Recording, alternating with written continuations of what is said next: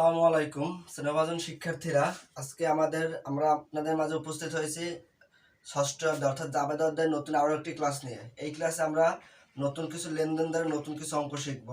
আমাদের নতুন অঙ্কের ভিতরে পড়বে ক্রয় জাবেদা এবং বিক্রয় জাবেদা। তার আগে আমরা একটু জানি জাবেদা কত প্রকার এবং কি কি। জাবেদা কত প্রকার এবং কি কি। জাবেদা সাধারণত দুই প্রকার। কি কি? জাবেদা সাধারণত দুই প্রকার, বিশেষ জাবেদা এবং কি প্রকৃত জাবেদা। বিশেষ জাবেদা এবং প্রকৃত জাবেদা। এই বিশেষ জাবেদাকে আবার 6 ভাগে ভাগ করা হয়। কি কি ভাগে? 6 ভাগে ভাগ করা হয়। কি কি? ক্রয় জাবেদা, বিক্রয় জাবেদা, ক্রয় ফেরত জাবেদা, বিক্রয় ফেরত জাবেদা, নগদ প্রাপ্তি জাবেদা এবং কি নগদ প্রদান জাবেদা। ক্রয় জাবেদা, বিক্রয় জাবেদা, ক্রয় ফেরত জাবেদা, বিক্রয় ফেরত জাবেদা, নগদ প্রাপ্তি জাবেদা এবং কি নগদ প্রদান জাবেদা।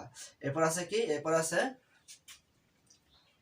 প্রকৃত জাবেদা। প্রকৃত জাবেদাকে আবার 5 ভাগে ভাগ করা হয়। কি কি?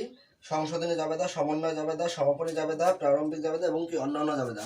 সংশোধনী জাবেদা, সমন্বয় জাবেদা, সমাপনী জাবেদা, প্রারম্ভিক জাবেদা এবং কি অন্যান্য জাবেদা। এই হচ্ছে আমাদের জাবেদার প্রকারভেদ। তাহলে আজকে আমরা শিখব কি? আজকে আমরা শিখব ক্রয় জাবেদা এবং বিক্রয় জাবেদা। আমাদের বিগত ক্লাসগুলোতে আমরা শিখেছিলাম সাধারণ জাবেদা অর্থাৎ অন্যান্য জাবেদা, যেটাকে বলে সাধারণ জাবেদা। আজকে আমরা শিখব ক্রয় জাবেদা এবং বিক্রয় জাবেদা। তাহলে আমরা দেখি আমরা কিভাবে ক্রয় জাবেদা এবং বিক্রয় জাবেদা করতে পারি। তাহলে দেখি ষষ্ঠ অধ্যায় ষষ্ঠ ক্লাস। ষষ্ঠ অধ্যায় ষষ্ঠ ক্লাস। জনাব শাফিন আহমেদ একজন ব্যবসায়ী। জনাব শাফিন আহমেদ কি একজন ব্যবসায়ী। 2014 সালের নভেম্বর মাসের লেনদেনের ভিত্তিতে ক্রয় জাবেদা ও বিক্রয় জাবেদা তৈরি করো। 2014 সালের নভেম্বর মাসের লেনদেনের ভিত্তিতে ক্রয় জাবেদা ও বিক্রয় জাবেদা তৈরি করো। নভেম্বর 1 আমাদের লেনদেনগুলো কি কি আছে একটু দেখি। নভেম্বর 1 তারিখে আছে মিলি স্টোর ঢাকা এর নিকট প্রতি কেজি, মিলি স্টোর ঢাকা এর নিকট প্রতি কেজি 100 টাকা দরে 50 কেজি মুসুর ডাল বিক্রয়। ঢাকার মিলি স্টোরের নিকট প্রতি কেজি 100 টাকা দরে 50 কেজি কি মুসুর ডাল বিক্রয়। কারবারি বাট্টা 2%। কারবারি বাট্টা কি 2%। চালান নাম্বার 253। চালান নম্বর কত? 253। শর্ত আছে কত? শর্ত আছে 3/10 নিট 20। তাহলে আসেন আমরা একটু দেখি শর্তটা কি। শর্ত হচ্ছে যে আপনাকে এখানে যে দেয়া আছে 3/10 নিট 20, অর্থাৎ আপনার 2% তো কারবারি বাট্টা দিছেই, এর উপরে 3% আরো বাট্টা দিবে যদি আপনি এই টাকাটা 10 দিনের ভিতরে পরিশোধ করেন। মানে কি 10 দিনের ভিতরে যদি পরিশোধ করেন মোট টাকার উপরে আরো 3% বাট্টা পাবেন। কিন্তু যদি 10 দিনের ভিতরে পরিশোধ না করেন কোনো বাট্টা পাবেন না। কিন্তু অবশ্যই 20 দিনের ভিতরে কি পরিশোধ করতে হবে। নিট মানে কি? মিনিট মানে অবশ্যই পরিশোধ করতে হবে কয় দিনের ভিতরে? 20 দিনের ভিতরে। এই হচ্ছে শর্ত। তাহলে পরের লেনদেনটা আমাদের কি আছে? পরের লেনদেন আছে হচ্ছে নভেম্বর মাসের 5 তারিখ। নভেম্বর মাসের 5 তারিখ জনি ট্রেডার্সের নিকট হতে প্রতি পাউন্ড 200 টাকা দরে 500 পাউন্ড চা ক্রয়। জনি ট্রেডার্সের নিকট হতে প্রতি পাউন্ড 200 টাকা দরে 500 পাউন্ড চা ক্রয়। কারবারি বাট্টা কত? 5%। কারবারি বাট্টা 5%। চালান নাম্বার কত? চালান নাম্বার হচ্ছে 533 টাকা, 533। এবং শর্ত কি? 3/15 নিট 30। শর্ত হচ্ছে 3/15 নিট 30। এরপরের লেনদেন কি আছে? নভেম্বর মাসের 8 তারিখ। 8 তারিখ কি আছে? রতন ট্রেডার্সের নিকট প্রতি পাউন্ড 220 টাকা দরে 100 পাউন্ড চা বিক্রয়। প্রতি পাউন্ড 220 টাকা দরে 100 পাউন্ড চা বিক্রয়। কার কাছে? রতন ট্রেডার্সের কাছে।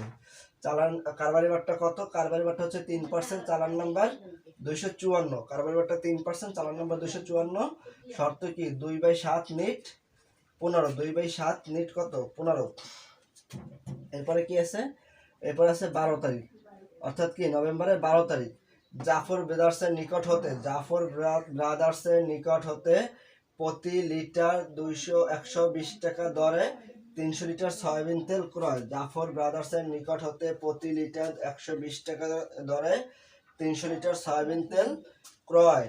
কারবারি বাট্টা 4%। চালান নাম্বার কত? 534। কারবারি বাট্টা 4%। চালান নাম্বার 534। শর্ত কি আছে? 3/10 নিট 20। 3/10 নিট 20। এই হচ্ছে আমাদের কি আজকের লেনদেন। এই লেনদেনগুলো দ্বারা আমাদের কি তৈরি করতে হবে? ক্রয় জাবেদা এবং বিক্রয় জাবেদা। এই লেনদেনগুলো দ্বারা আমাদের ক্রয় জাবেদা এবং বিক্রয় জাবেদা প্রস্তুত করতে হবে। তাহলে দেখি আমরা কিভাবে আমরা ক্রয় জাবেদা এবং বিক্রয় জাবেদা প্রস্তুত করতে পারি। আমরা ক্রয় জাবেদা ও বিক্রয় জাবেদা কিভাবে করতে হয় তা দেখবো। আসলে আমরা কোন কোন এন্ট্রির ক্রয় জাবেদা করবো এবং কোন কোন এন্ট্রির বিক্রয় জাবেদা করবো এইটা আগে আমাদের বুঝতে হবে। আসলে আমরা ক্রয় জাবেদা করব যেসব লেনদেনে আমরা ক্রয় করছি এবং বিক্রয় জাবেদা করব যেসব লেনদেনে আমরা বিক্রয় করছি। দেখেন আমাদের যখন আমরা ক্রয় জাবেদা এবং বিক্রয় জাবেদা প্রস্তুত করি এই যে লেনদেনগুলো সংগঠিত হয় এই লেনদেনগুলো কখনো নগদ হয় না, এই লেনদেনগুলো সবসময় কি বাকিতে সংগঠিত হয়। এই বাকিতে সংগঠিত হওয়ার কারণে আমাদের কি এই ক্রয় জাবেদা বা বিক্রয় জাবেদাগুলো তৈরি করতে হয়, ক্রয় জাবেদা বা বিক্রয় জাবেদাগুলো তৈরি করতে হয়।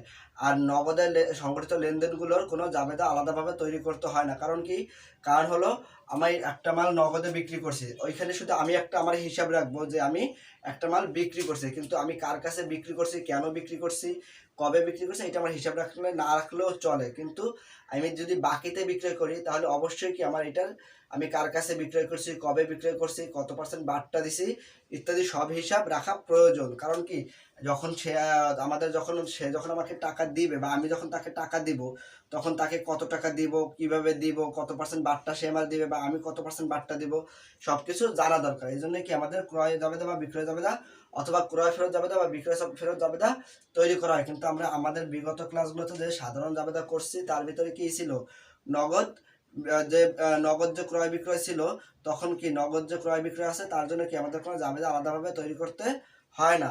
আমাদের কোনো জাবেদা আলাদাভাবে তৈরি করতে না হওয়ার কারণ কি, কারণ সে আমার কাছ থেকে নগদ টাকায় মাল কিনছে বা পণ্য কিনছে, আমি তার বাট্টা যতটুকুই দিই বা আমি যখন নগদ টাকা কিনবো সে আমার বাট্টা যতটুকুই দিক না কেন সেটা ওই সাথে সাথেই কি লেনদেন হয়ে গেছে, অর্থাৎ এটা পরবর্তীতে আর মনে রাখার কোনো দরকার পড়ে না। এই জন্য কি আমাদের নগদ ক্রয় বিক্রয়ের কোনো আলাদাভাবে জাবেদা তৈরি করতে হয় না। শুধু কি যেগুলো বাকিতে ক্রয় এবং বিক্রয় করা হয় তার কি আলাদাভাবে জাবেদা তৈরি করতে হয়। তাহলে আমরা দেখি আমরা কোন কোন লেনদেন দ্বারা ক্রয় জাবেদা এবং কোন কোন লেনদেন দ্বারা বাকি বিক্রয় জাবেদা তৈরি করব।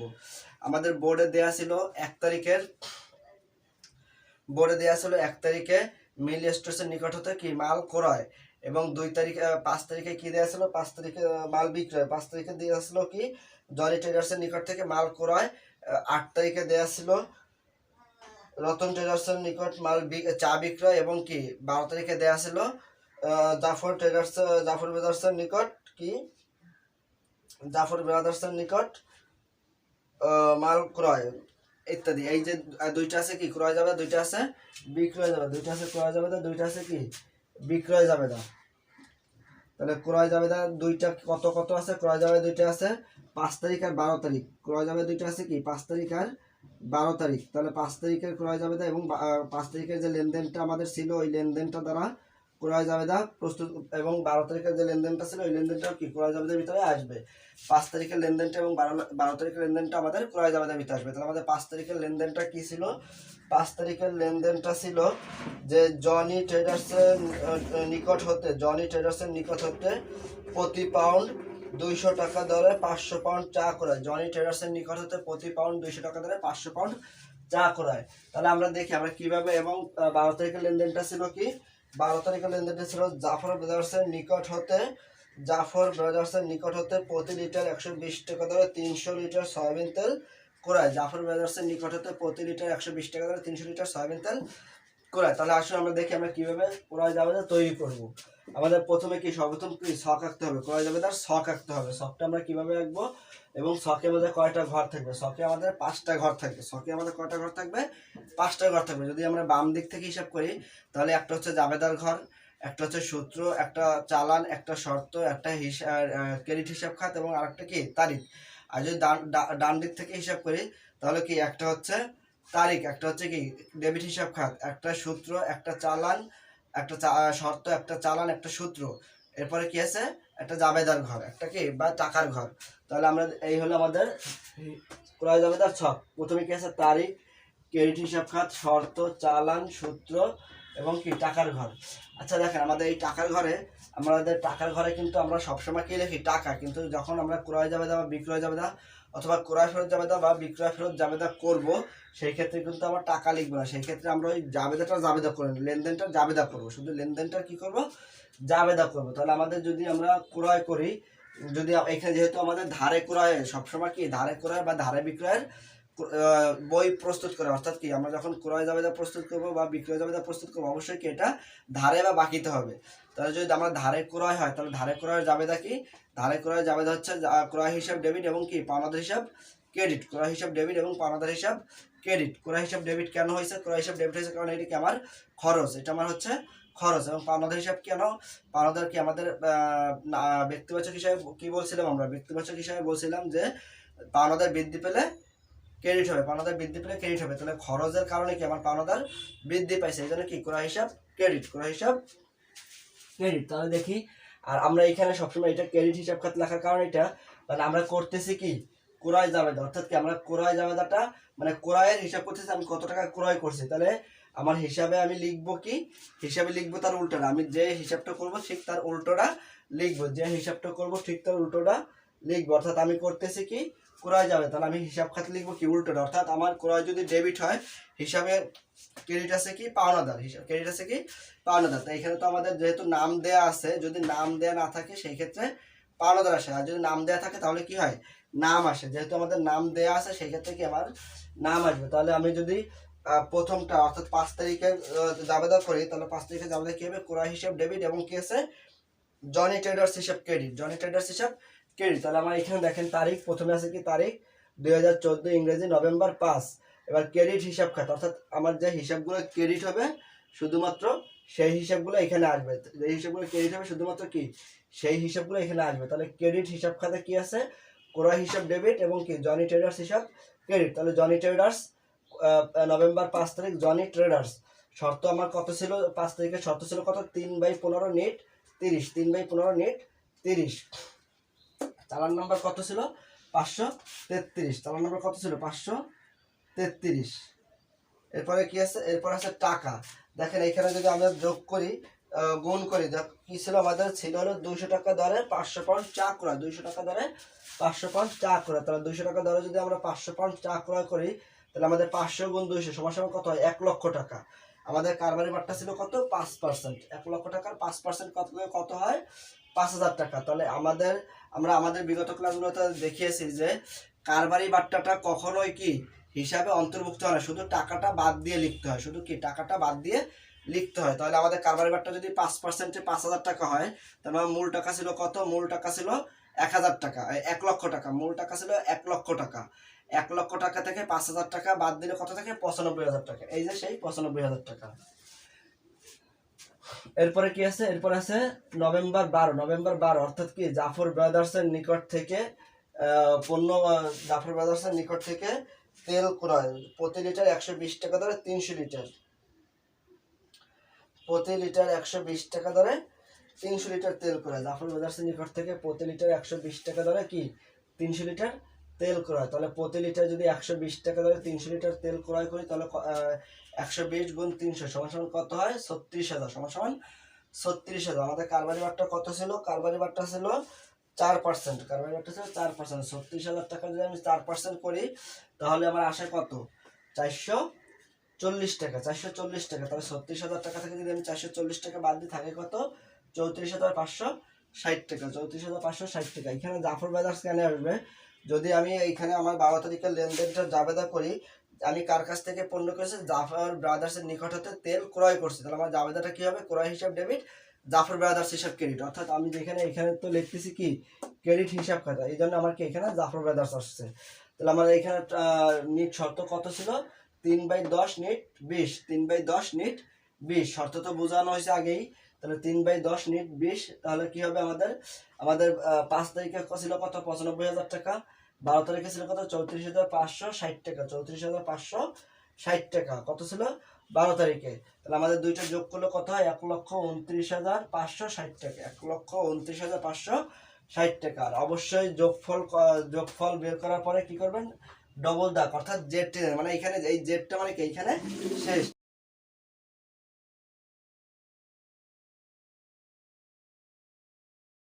এরপর আমাদের কি আছে, এরপর আছে আমাদের বিক্রয় জাবেদা প্রস্তুত করো, বিক্রয় জাবেদা অর্থাৎ উপযুক্ত লেনদেনগুলো দ্বারা বিক্রয় জাবেদা প্রস্তুত করো। তাহলে আমাদের যে 4টা লেনদেন ছিল তার ভিতরে কি আমরা 2টা ক্রয় জাবেদা করছি, এবার বাকি আছে কি আর 2টা, অর্থাৎ 1 তারিখ আর 8 তারিখ, 1 তারিখ আর 8 তারিখ। তাহলে 1 তারিখ আর 8 তারিখে কি ছিল, 1 তারিখের লেনদেনটি ছিল মিলি স্টোরসের নিকট হতে 100 টাকা দরে 550 কেজি মুসুর ডাল বিক্রয়, মিলি স্টোরসের নিকট থেকে 100 টাকা দরে 50 কেজি মুসুর ডাল বিক্রয়। যদি 50 কেজি মুসুর ডাল 100 টাকা দরে আমি বিক্রয় করি, এই বিক্রয়।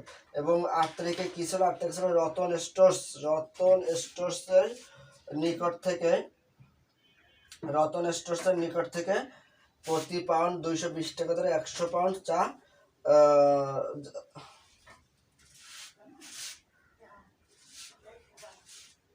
রতন স্টোর্সের নিকট প্রতি পাউন্ড 220 টাকা ধরে 100 পাউন্ড চা বিক্রয়। রতন স্টোর্সের নিকট প্রতি পাউন্ড 220 টাকা ধরে 100 পাউন্ড চা বিক্রয়।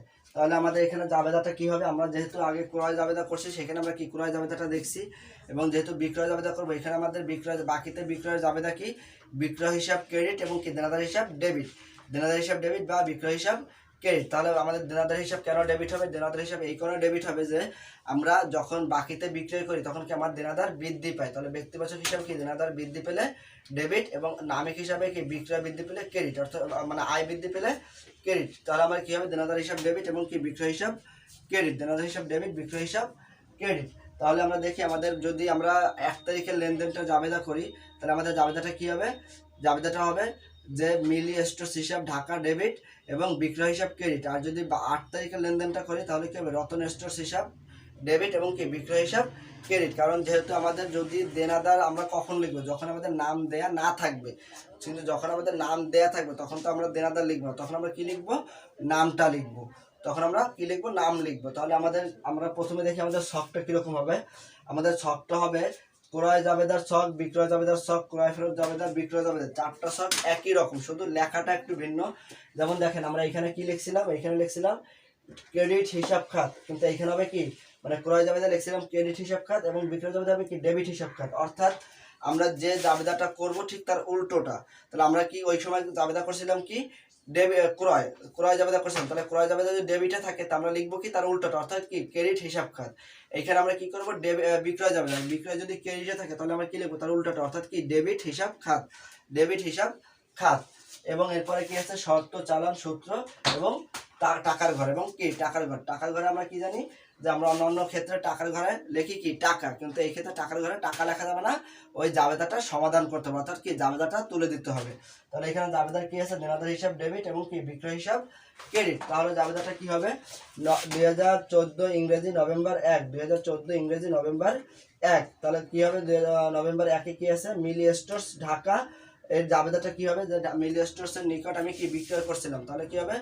মিলি স্টোর্স হিসাব ডেবিট, বিক্রয় হিসাব ক্রেডিট, মিলি স্টোর্স হিসাব ডেবিট, বিক্রয় হিসাব ক্রেডিট। এরপরে কি আছে? এরপর তাহলে কি হবে? আমরা কি লিখবো? আমরা লিখবো যে যেহেতু আমাদের ডেবিট হিসাব খাত, তাহলে আমাদের ডেবিটে কি আছে? মিলি স্টোর্স। তাহলে কি আছে? মিলি স্টোর্স। আমাদের শর্ত কত ছিল? 3/10 নিট 20, 3/10 নিট 20, 4 নম্বর কত? 253। তাহলে আমাদের টাকা কত ছিল? টাকা ছিল 100 টাকা ধরে 50 কেজি মসুর ডাল। 100 টাকা ধরে কি 50 কেজি মসুর ডাল। তাহলে 100 গুণ 50 সমান সমান কত হয়? 5000, সমান সমান 5000। আমাদের বারটা ছিল কত? বারটা ছিল 2%। বারটা ছিল কি 2%। তাই 5000 টাকার 2% করলে কত হয়? 100 টাকা। 5000 টাকা 2% 100 টাকা। তাহলে যদি আমরা 5000 টাকা থেকে 100 টাকা বাদ দিই কত হয়? 4900 টাকা, 4900 টাকা। এরপরে আসেন আমাদের কত? 8 তারিখ, নভেম্বর 8। নভেম্বর 8 তারিখে কি ছিল? নভেম্বর 8 তারিখে ছিল রতন স্টোর্সের নিকট প্রতি পাউন্ড 220 টাকা ধরে 100 পাউন্ড চা বিক্রয়। রতন স্টোর্সের নিকট প্রতি পাউন্ড 220 টাকা ধরে 100 পাউন্ড চা বিক্রয়। তাহলে আমাদের এখানে জাবেদাটা কি হবে? আমাদের হবে কি রতন স্টোর্স বা Ratan traders debit, Ratan traders হিসাব ডেবিট এবং কি বিক্রয় হিসাব ক্রেডিট। রতন ট্রেডার্স ডেবিট এবং বিক্রয় হিসাব ক্রেডিট। তাহলে আমরা এখানে কি লিখবো? November 8 Ratan traders. আমাদের শর্ত কি ছিল? শর্ত ছিল 2/7 নেট 15, 2/7 নেট 15। চালান কত ছিল? 254। চালান ছিল কত? 254। এখন আমরা জাবেদা মানে টাকাটা বসাবো। টাকাটা কিভাবে বসাবো? 220 টাকা ধরে কি 100 পাউন্ড, 220 টাকা ধরে 100 পাউন্ড, অর্থাৎ কি যদি 220 গুণ 100 দেয় কত হয়? 22000, 22000। তাহলে 22000 টাকা আমাদের ছিল কত? বাদটা ছিল 3%। যদি আমি 22000 টাকা 3% করি কত আসে? 22000 টাকা 3% করলে আসে 540 টাকা, 560 টাকা, 560 টাকা। তাহলে আমরা 22000 টাকা থেকে যদি 560 টাকা বাদ দেই তাহলে থাকে কত? 660 টাকা।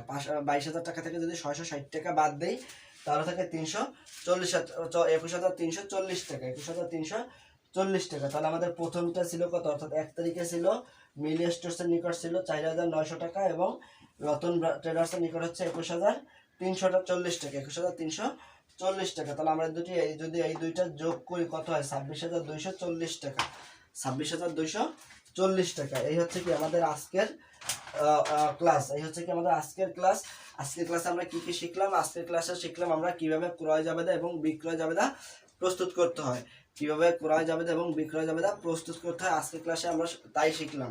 আপনাদের যদি এই ক্লাসে কোনো বুঝতে সমস্যা বা এই ক্লাস সম্পর্কে কোনো প্রশ্ন থাকে অবশ্যই আমাদের কি কমেন্ট করে জানাবেন, এবং আমাদের ক্লাসটি যদি আপনাদের ভালো লাগে অবশ্যই কি লাইক কমেন্ট এবং শেয়ার করবেন, এবং সাথে সাথে সাবস্ক্রাইব করে রাখবেন যাতে আমাদের ক্লাসগুলো সবার আগে আপনি পেতে পারেন।